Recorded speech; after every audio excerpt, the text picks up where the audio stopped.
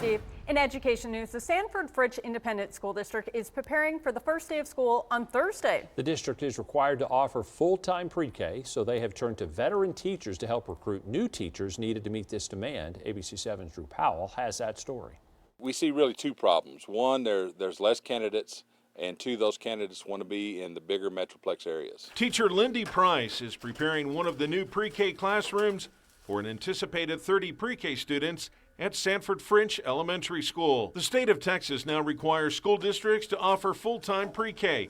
Finding teachers willing to work in pre-K or ones who have expertise in early childhood education is a challenge. It has children come in, they're little, they're learning language, they're learning vocabulary, they're being read to, they're creating a schedule, they're understanding what school's about, following rules, walking down the hall. New mandates from the state combined with a shrinking applicant pool of hiring new teachers. Superintendent Jim McClellan says school districts that are in rural settings have no choice but to get creative when it comes to hiring new teachers. The people that are here like being here, and we try to get new hires here to talk to them.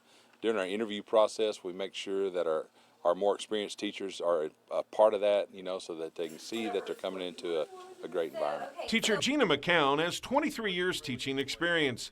She says the applicant pool is shrinking and that over the last 2 decades, the profession is taking on more responsibilities. We have to know if anyone has allergies, food allergies, and be aware of that.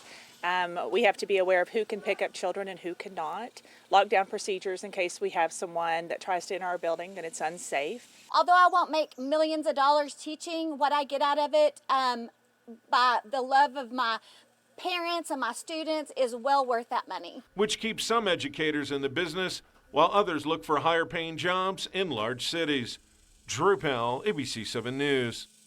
To help districts with hiring new teachers, the U.S. Department of Education approved a loan forgiveness program for future teachers in select subjects. Those subjects are bilingual English and special education for elementary and secondary schools, plus math and career and technical education for secondary only. When we come back here on ABC 7 News at 6, Oklahoma's permitless gun carrying law goes into effect in November, but one lawmaker is now challenging that law. What would need to happen to reverse the legislation?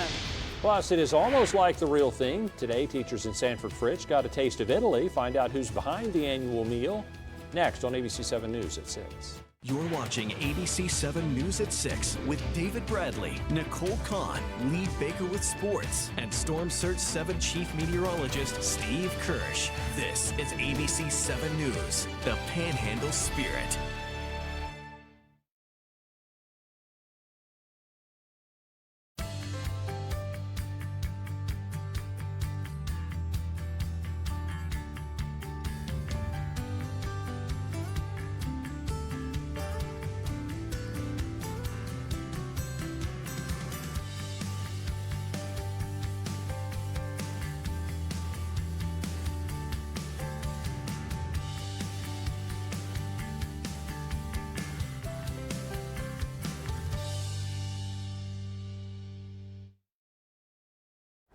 In preparation for the upcoming school year, teachers and staff at Sanford Fritch ISD were treated to a lunch courtesy of a local church. Since 2009, staff and volunteers at the First Assembly of God have been cooking and serving a meal to mark the end of the summer break.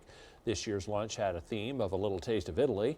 Pastor's wife says it takes a couple of days, but it's well worth the time and energy.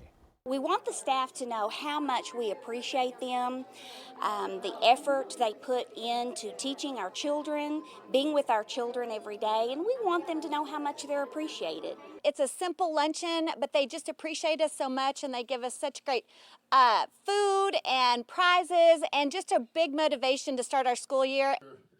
The church also provides teachers and staff gifts and goodie bags on their birthdays during the school year.